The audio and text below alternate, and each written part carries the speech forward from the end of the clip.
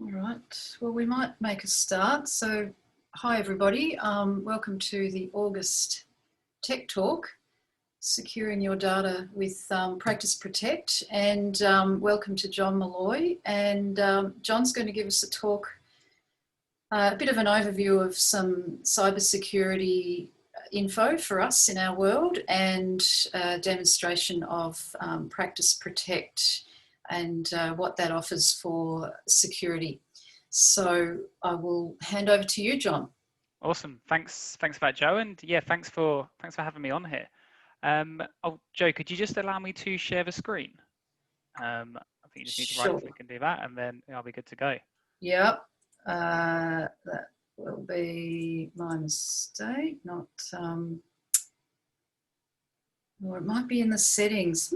That'll be interesting. I think if you right click on where my name is, if you right click there, you should be able to select allow panelists to share screen. I'm going to make you the host. I thought you were... That's even easier. Yeah. Yeah. Let's do it that way. Awesome. Okay, great. Not so easy to access the settings at this minute. So yeah, go for it.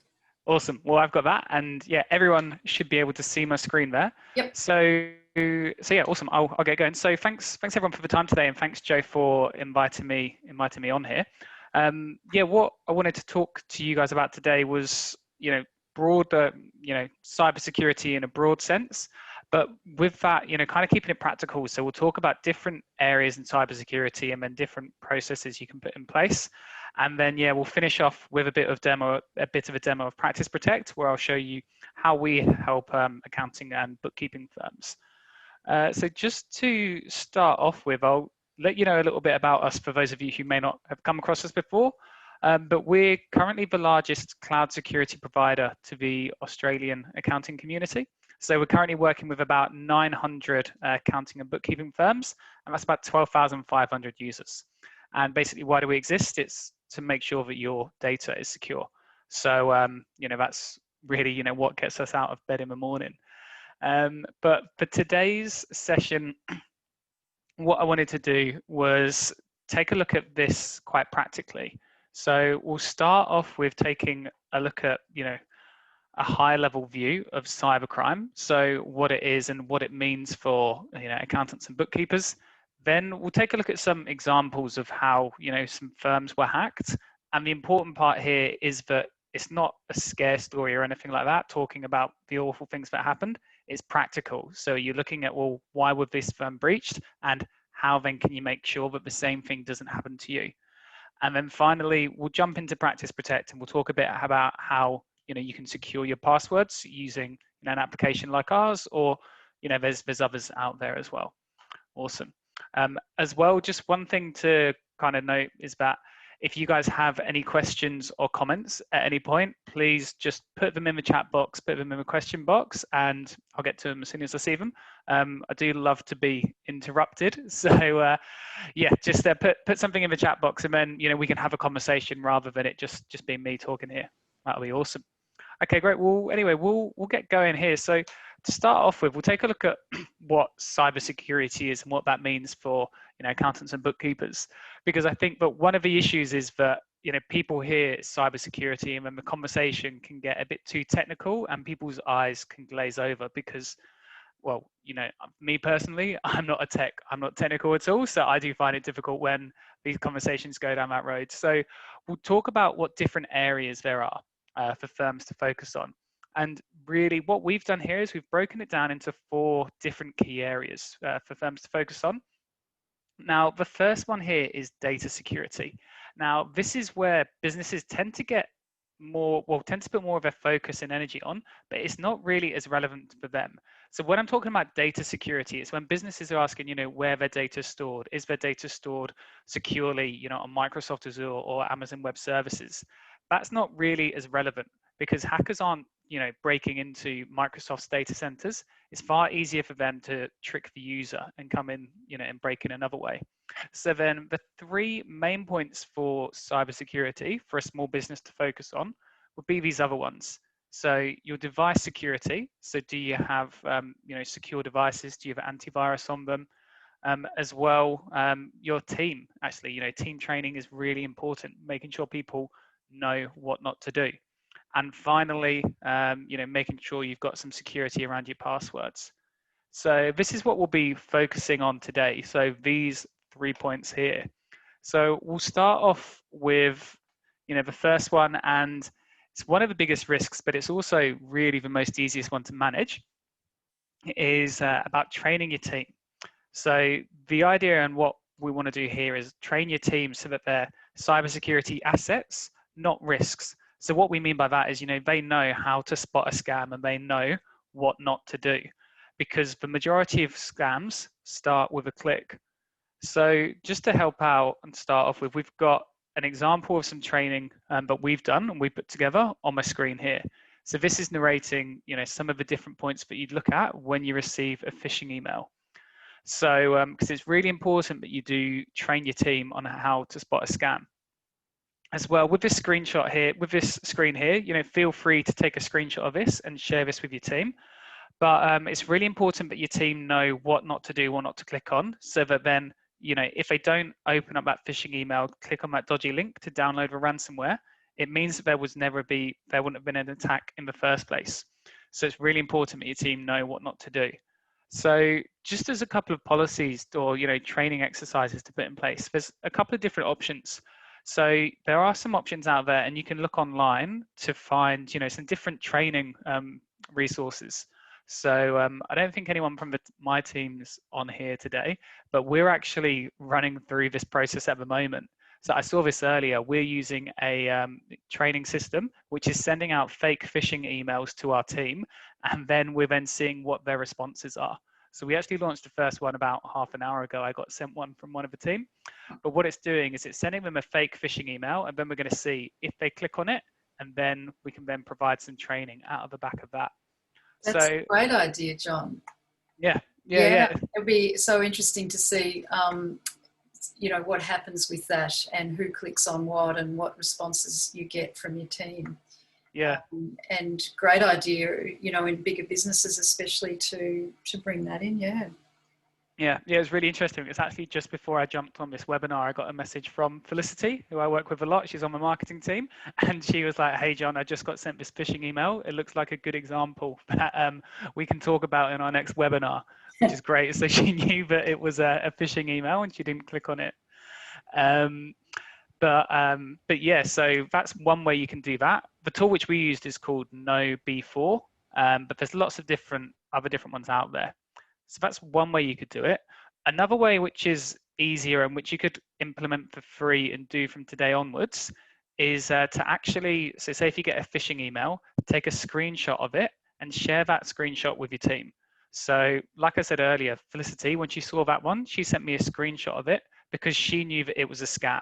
So then if you get sent a phishing email, you can take a screenshot, send it around to your team, and just include a couple of notes to say how you knew that it was a scam. So that's really important, because then, we're getting these kind of phishing emails daily. So this can then serve as a daily reminder for yourself, for your team, that these scams are being sent out there. As well, it's more than likely that if you've received a phishing email, someone else on your team is on that same mailing list, so they would have received the same one.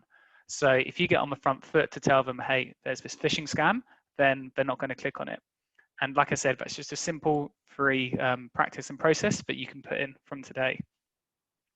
Another point around team training and what kind of follows on from that is it's then important to set some policy guidelines with your team.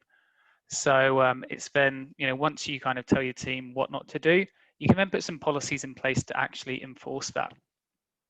We also know that insurance companies and the data breach response legislation requires accounting firms to have the correct data protection policies in place. So as a minimum, we do recommend that firms have, these 3 policies in place. So one of them would be an employee IT usage policy, so saying what your team should and shouldn't be doing online. Also, you can have a data breach response plan in place, which says what the next steps are in the event of a breach. So it's got kind of like your fire escape plan saying what to do in that worst case scenario. And then as well, there's a third-party systems access agreement. So these are really important because it's about validating your insurance. So we had seen that there were some instances where accounting firms had been breached, but then the insurance company then didn't pay out because they didn't have any policies in place. So it's really important to have some policies like this. I'm just going to put a link in the chat now because we do have some policies available just for free, which you guys would be able to download. So I'm going to drop this in the chat, but you could download, we've got our employee IT usage policy, and this one is heavily focused on remote work as well. So if your business has moved more towards remote work, you can use that even if you're not, working remotely. That's a free tool which you can use, and you could implement that in your firm. So John, can I interrupt there? Just to go back to what you said, insurance companies have not allowed a claim when there was no policy or plan in place in a firm. Mm-hmm. Is that right? Yes. And so,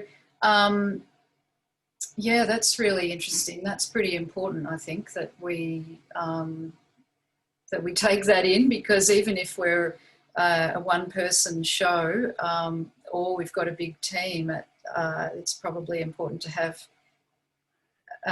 the plan so that we know what to follow, and not only how to protect ourselves, but then how to make sure we get covered by our insurance policy.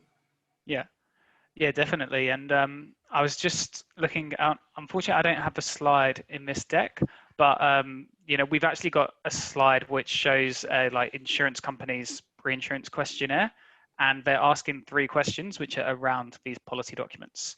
And the question is, do you have an employee IT usage policy in place? And then the second question after that is, if no, why not? So they're very, very direct around these. So yeah, definitely worth putting these in place just to make sure that you are compliant for that worst case scenario. So I think in our world, we've certainly, we understand employee IT usage policy, data breach. We've known about that for some time. Can you just give us a little overview of what a third-party systems access agreement is and what that should cover? Yeah, sure. So this final one is more about offsetting and like mitigating your risk. So say if you've got any third parties accessing your data, so whether that's an IT provider, so an outsourced IT provider, or an outsourcing service that you're using, if you were to get them to sign off and agree to a third party systems access agreement, which stipulates that they're responsible for any breaches.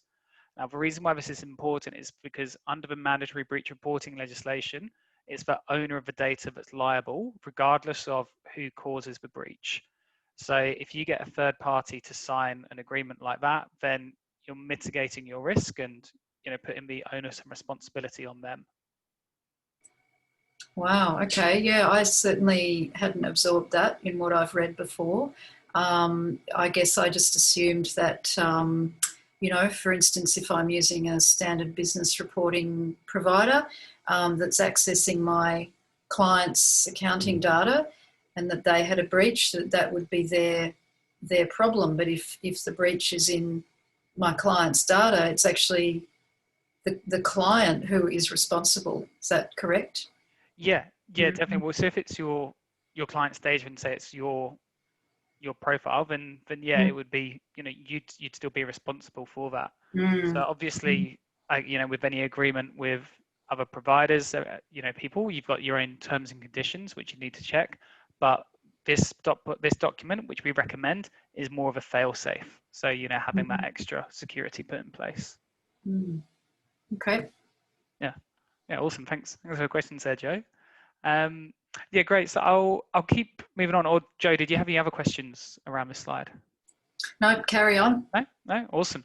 Okay, great. So the next point I wanted to talk about is device security. So what I mean here by devices is anything that you're using to access your client information. So whether that's your company laptop or your phone, or what's happening more now we've shifted to working remotely is people are using their own personal laptops, their personal equipment to complete work. So then these are some devices which would need to be considered as well. So to follow on with that, we've actually heard about an accounting firm in Newcastle that experienced a data breach recently. This was a couple of months ago. So the firm are a very small firm, so they've only got four team members and they're 100% in the cloud. And the reason why they were breached is because they moved to working remotely, and one of their team members then was working from their own personal computer, which was infected with malware. Now, the accounting firm, obviously, they didn't know about this, they weren't aware, the team member wasn't aware, but the personal computer was infected with malware, which was a type of key logging software. So what this did, this key logging software, was it captured all of just everything they were typing in on the keyboard. So when the accountant went to Office 365 and then typed in their username and password, that was then captured. So then the hacker could then log in to Office 365.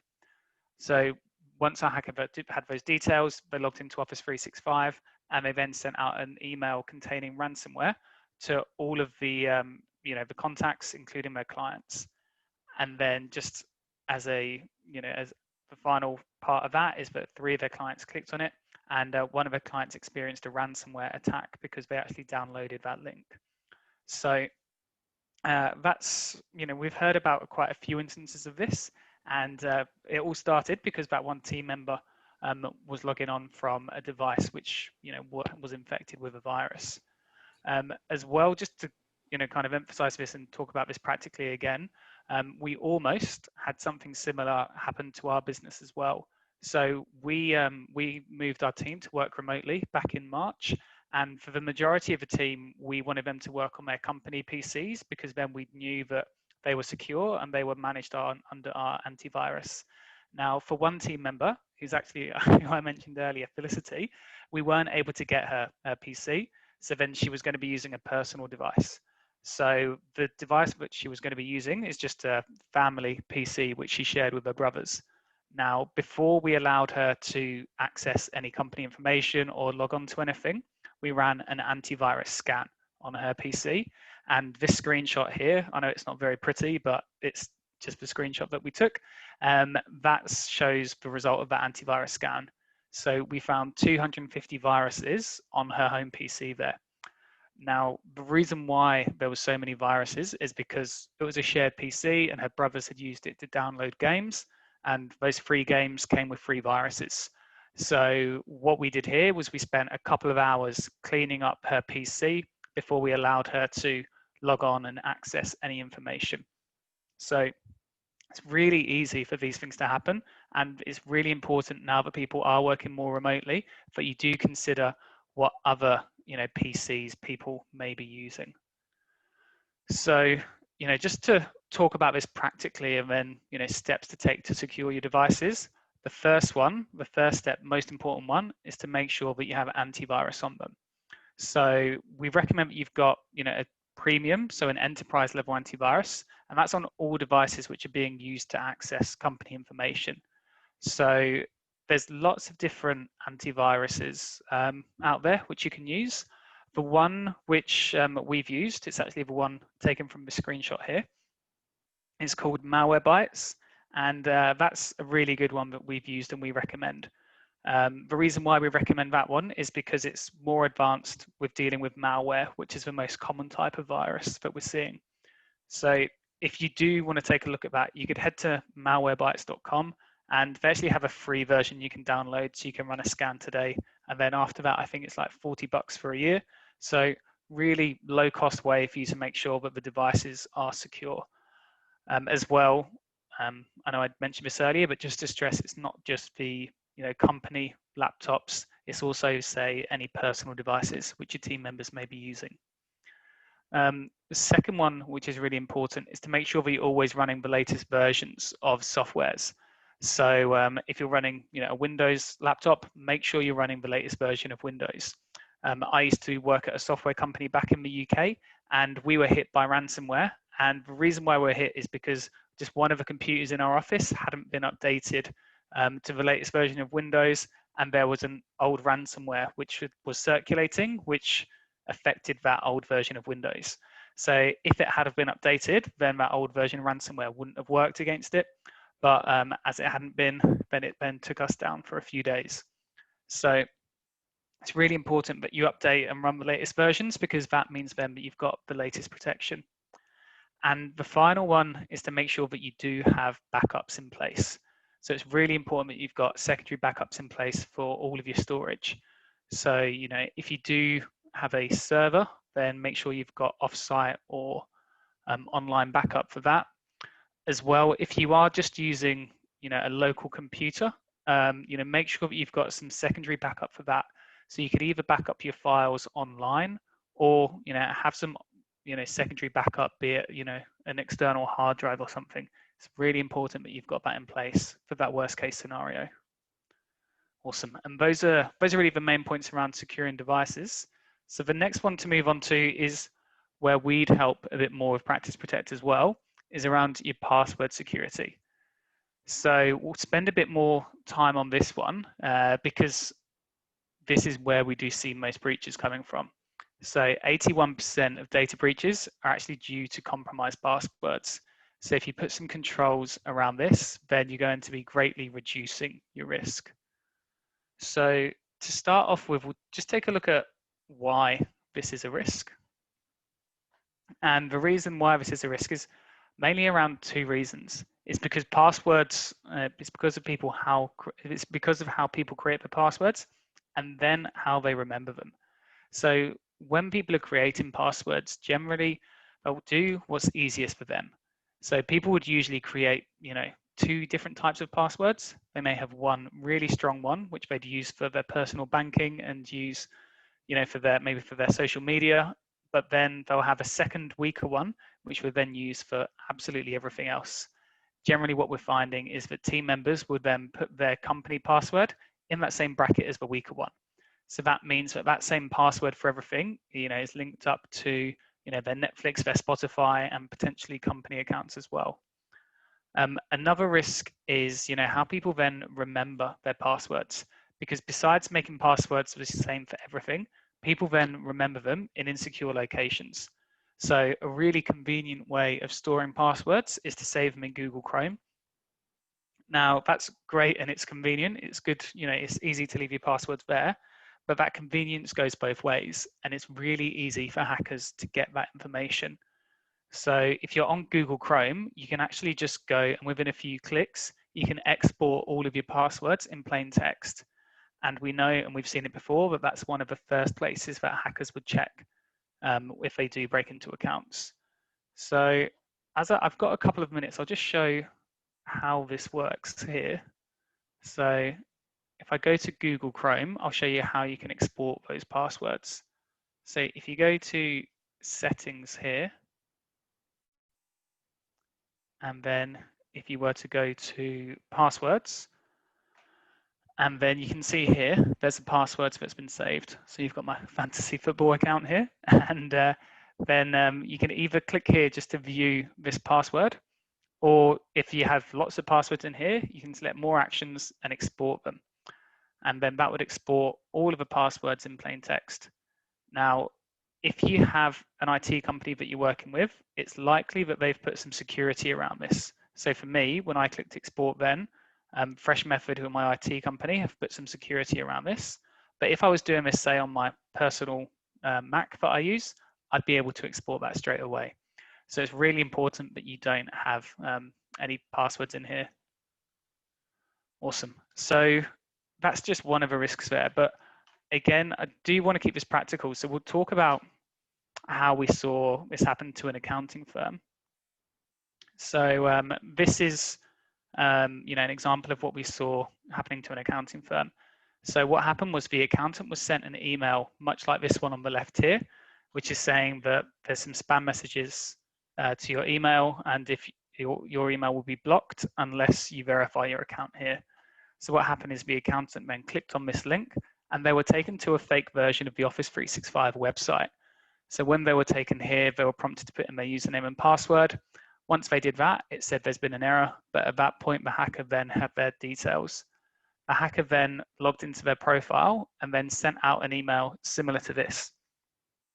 So they sent it out to all of the accountants, to all of their clients, and it had the logo here. So we just renamed it to CBP Accountants, and saying your new report has been delivered to you. Click here to read it. And again, this link contained ransomware. So that was sent out to all of their clients. Luckily with this one, none of their clients actually downloaded and installed that ransomware, but it was an embarrassing situation for the firm to resolve. So yeah, that's one of another way in which firms, in which hackers would target firms and their passwords. So I'll move on now because I'll talk a little bit about how Practice Protect helps, because with that scenario there with the passwords, that's an area where we do really help. But before I move on, does anyone have any questions at all on any of the content that we've covered so far? Nothing in the chat box yet, John.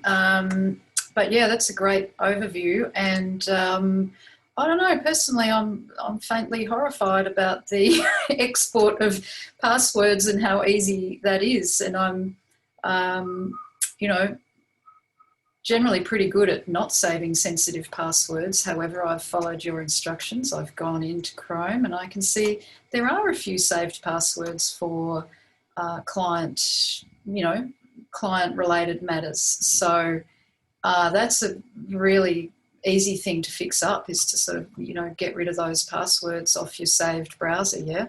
Yeah. Something we can all do, pretty quickly. Yeah. Yeah, so that's great to see that. Yeah, definitely. And I mean, with that as well, like if there are some in there which are just there for convenience, so say, with my fantasy football account, Yep. if that was to be breached, obviously I'd be very upset, but the business wouldn't go down. Life would go on. So, having some passwords saved in there wouldn't necessarily cause too much damage, as long as they're not the same passwords as you've got for your sensitive applications. So obviously we don't want me to have the same fantasy football password as I do to log into my Practice Protect or log into my emails. Oh, yep. Yeah. Yep. Yeah. Awesome. Oh yeah. So Vicky's saying she's had several attempts by hackers lately, especially with bank account. Wow, 3 times in one day reported to the bank. Yeah. Mm-hmm. Yeah. Yeah. Obviously that does happen a lot with targeting banking as well. Just to let you guys know, one thing which I didn't cover off, but which is a really useful resource, is if you go to the government website here, ScamWatch, there's a list here and it will say what are the current scams out there. And my internet's being horrifically slow, so sorry about that for when this eventually loads. But this website here has a list of all of the current scams. So it's a really good place for you to come and get that information. So there's been lots of scams going around COVID-19 recently. Yeah. Yep. So if you come here, this will tell you what the kind of scams are and what to look out for. So it's really important for firms, for accountants and bookkeepers to be across these. Not so much because I haven't heard of any accountants or bookkeepers getting conned by JobKeeper scams, because obviously you guys know better than anyone else what the legislation is. But I have heard of some instances where clients have been. So a good way of keeping aware of this is you can subscribe to their mailing list, and then when you're on that, you'll get any alerts for when there are some scams doing the rounds which are proven to be very effective. So then if you do see any which you think your clients may fall victim to them too, you can then forward that onto them. Yeah. Awesome. Okay, great. And yeah, we had a question from Diane, which I guess leads me quite nicely onto my next point. So Diane was asking, what utility, if any, do you recommend to save passwords? And really, Diane, that's actually an area where we help here with Practice Protect. So what Practice Protect does is it gives you, a single password to then access all of your applications. So at the moment, where most firms, bookkeepers are, is in this scenario here, where they've got all of these different passwords to remember, which is a nightmare to manage. So the idea with Practice Protect is that you're moving away from that scenario and here to the right. So this is where you've then got a single password to access all of your applications, but with company control. So the idea is that yourself and your team would come in, log into the portal, And then from there, one click into say QuickBooks or Xero or whatever it is. So is it okay, Joe? Shall I jump into the demo now and just walk through how that works? Yeah, let's have a look. Yeah, awesome. Cool. So here's my Practice Protect login screen. So you can see here, mine's called contosoaccountants.my.adaptive, but that's personalized to whoever it is that we're working with. That would have your firm's name there. And then the idea is that I come in, pop in my username here, and then put in my password. And this is the only one that I need. As well, this part here, where we have the login over two screens, is our first part of security. So because we have the username and then the password on the second screen, that actually cuts out the risk of brute force bots. So brute force hacking is when hackers would try like a random combination of passwords until they eventually break through, but they can only do that if the username and password is on the same page. So just by having that split off, that's the first step in protection. As well, we do have two-factor set up in Practice Protect. So most of our firms would have the authenticator on their phone, so they just get a code generated. But for me, I've got the security question here as this is a shared account, so it's a demo account which me and the rest of the team would use. But then the idea is here that I've now logged into Practice Protect, and this has stored all of my passwords for my sensitive applications. So the idea is, say with Xero, I don't need to know what that password is. So I click on Practice Protect, I click on Xero, and then it automatically takes me through and logs me in. Okay, so the idea is you, the team, no one needs to know those passwords. We actually, as part of the onboarding, would set them up for you and restrict them on the back end. So then you've only got this one password to manage everything. Okay, as well with this user dashboard here, it's all completely configurable to how you want it set up. So you can see here, I've got mine set up into different categories, and I've got my accounting apps here. I've got my banking applications as well. As well with Practice Protect, we can essentially link up with any browser-based application. So it's not just these ones in the list here, but anything that you use which has a username and password, we can store and we can secure within here. As well, just on the user side, I've got an activity log here. So this shows my individual activity, so you can see where I'm logging on from and the apps that I'm launching. And as well, we do have a mobile application, which you can then link up with. Cool, so that's pretty much it on the user side. It really is meant to be as simple as that. So one click to log into all of your applications. So what I'll do now is I'll move over to the admin portal, and then in here, I'll walk you through some of the security settings, which you can have in Practice Protect to make sure that you're secure. So the first thing that you set up here is some policies to set up some restrictions on the accounts. So these are the most common ones that we have. So most of our users and what I have set up on my account is a country restriction. So I've got my account locked down so that I can only log in from Australia. The idea with this is that the majority of hacks that we see come from overseas. So if you're locking yourself down just to your own country, you've really reduced your risk there. I know there's not a lot of international travel going on at the moment, but when the world does open up again, it's very easy to add other countries to that approved list or move you out of that whilst you're there. As well, there are some other policies which we'd recommend. So there's also an overnight lockout. So this is something which I've got set up, and besides from it being a good excuse for me not to do overtime, it's also a good security setting because most hacks that we see happen, overnight or at a time when you're not logged on. So if you're locking your account out at these times, then again, you're really reducing your risk there. As well, we do have an IP blocking policy. So this would be if you want to lock a team member down to a particular location. So say if you've got any offshore team members or if you've got newer team members, but you only want working from the office, you can lock them down to that specific office address.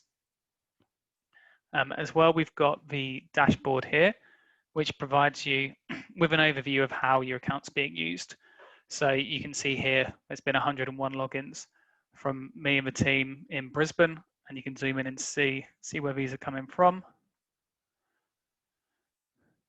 And as well, when I zoomed out, there were a couple of logins from our team. We've also got an offshore team in the Philippines as well. It will show you how many users and applications are set up here.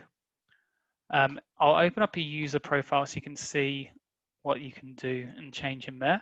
So if I go to this user here, the first thing and one of the more important points is the activity log. So basically everything in Practice Protect is logged from the moment at which we set up the portal. You can always access that information. So you can see here, there's my different logins, and then it's saying what apps I've launched. So you can see I logged in at 11:17, and then I launched 0. And it's even got the IP address of where you did that. So from an auditing perspective, you know who's accessed your application, what time it was accessed, and from where as well. Obviously, we hope you guys don't need this, but it's there for that worst case scenario. So if anything suspicious does happen in an application, you're able to see who was in it or prove that that suspicious activity didn't come from your end. As well, a handy feature on the user side is the ability to lock accounts. So say if you have a team member leave unexpectedly or leave suddenly, you can hit locked and that's instantly taken away their access. And then say if you do need to give them access for that again, you can just hit unlocked and then they can get in again. So this helps with making employee offboarding quicker, but also it would help you with say if you have any contractors that are working for you, so you could enable their accounts and then take them away as and when they start working with you guys. Those are more of the core features of Practice Protect. There's lots of other features in there as well, but those are really the main ones which our clients are using. So before I move on, does anyone have any questions at all around Practice Protect or the portal there? I'm guessing that you assign different apps to different users if you need to. So you can set up 100 apps for the practice, but you can then assign a limited number of apps to each user, and then they see only those apps on their own dashboard. Is that how it goes? Mm-hmm.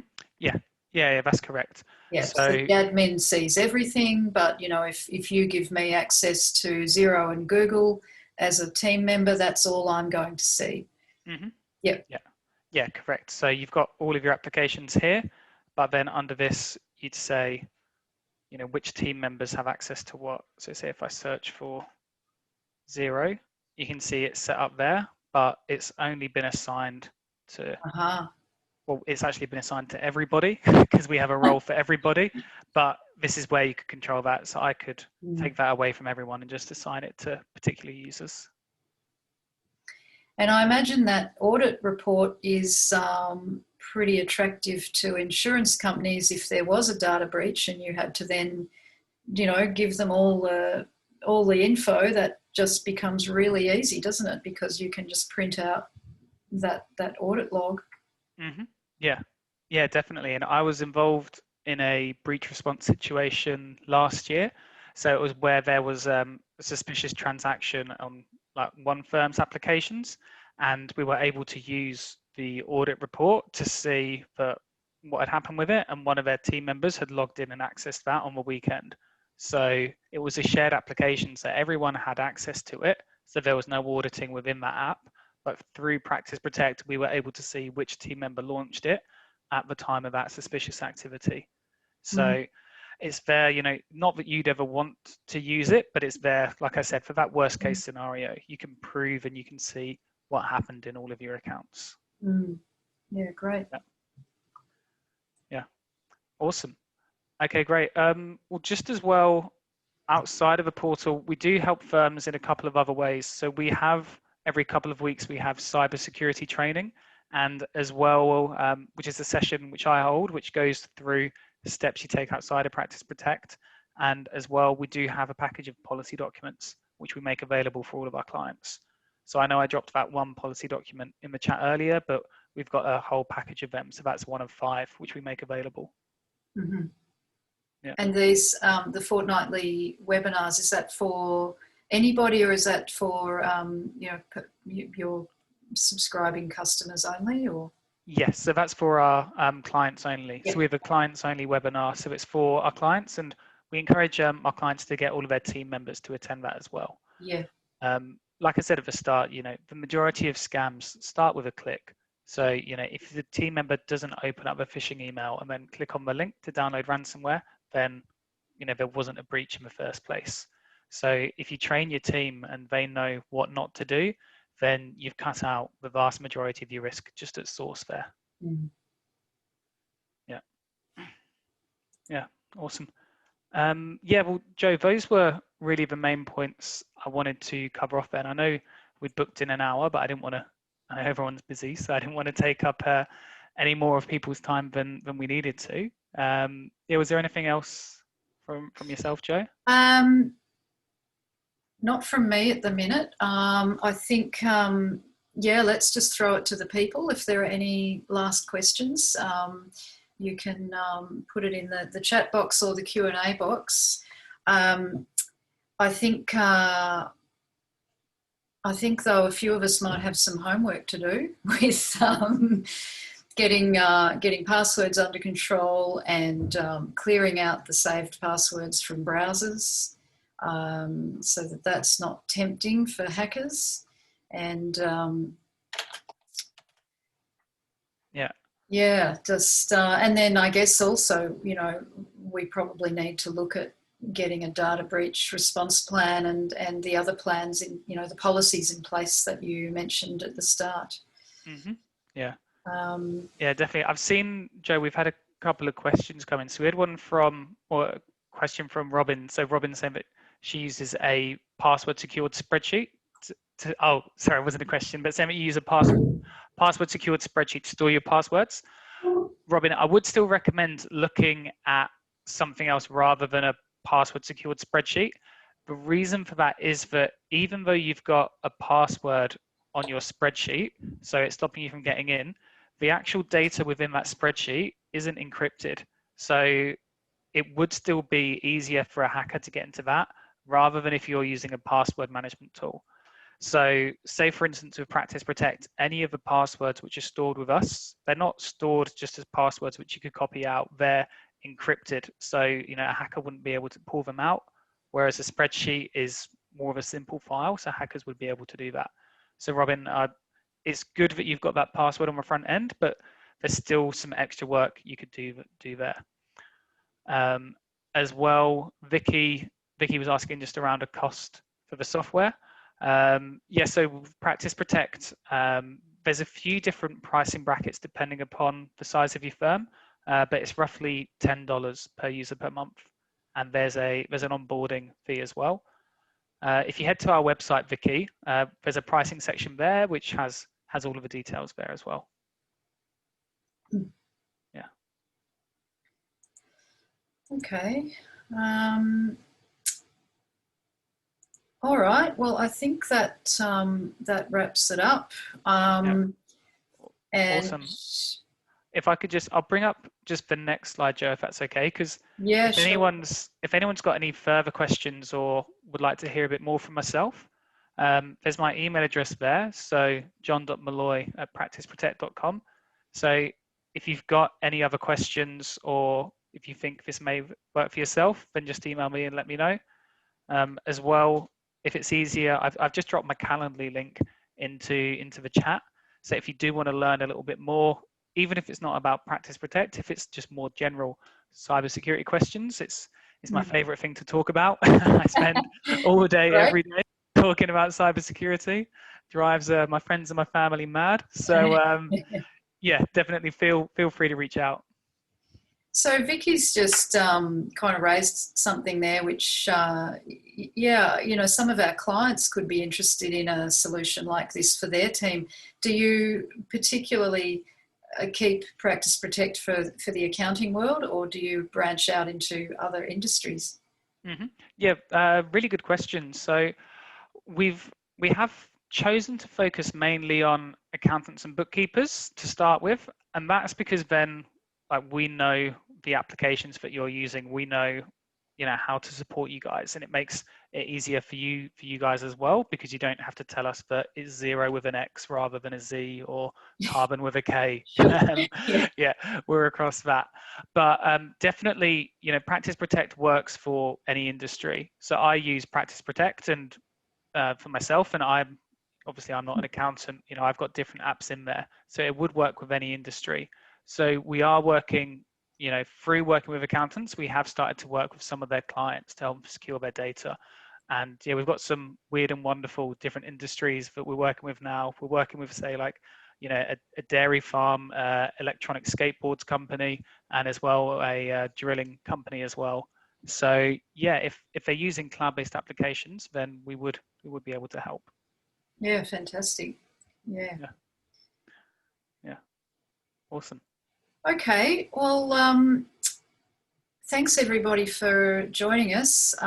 Some great info there, and yeah, there's a couple of links in there which you guys can get from chat for Jon if you've got questions. We've had one last question come in. Particular insurance company that covers everything we need. I could answer that, but Jon, do you have anything to say on insurance for our world? Yeah, I mean, I'd say the first thing to do, Vicky, would be check to see what your current insurance covers. So check to see your PI insurance policy and see what they have there. As well, with your PI insurance, check to see what level of cybercrime cover that has, as often you'll need additional cyber insurance cover on top of that. There's lots of awesome providers out there. A couple that we've worked with. So we've worked with AB Phillips quite a lot, and well, that's usually who we work with and recommend. But again, Vicky, a good place to start would be who you're working with for your PI insurance and see what they've got. Well, AAT is affiliated with AB Phillips anyway. Oh, awesome. So okay. So yeah, if you guys are not insured with them and you want to swap over and have a look at their policy, I know there are other insurance companies out there that look after our world. And what I can add to that is that usually your basic policy will cover you for a certain amount of data breach for your clients, but you generally need an extra policy if you want to cover a loss to your own practice and your own data and damage to your own systems. So that's definitely worth looking at, because whilst you might be covered for a breach that affects clients, you may not be covered for the damage to your own systems and the time and money and loss to your own work. So definitely worth looking at the extra cyber policy that insurers offer. Mm-hmm. Yeah, definitely. Cool. Okay, I think we'll wrap that up. So thanks everybody, and the recording will be up in a few days as usual, and we'll put a couple of those links in as well on the website, so you can always get back to Jon that way as well. Okay, great. Well, thanks a lot for that, Joe, and yeah, thanks everyone. Okay, thanks everybody. Cheers.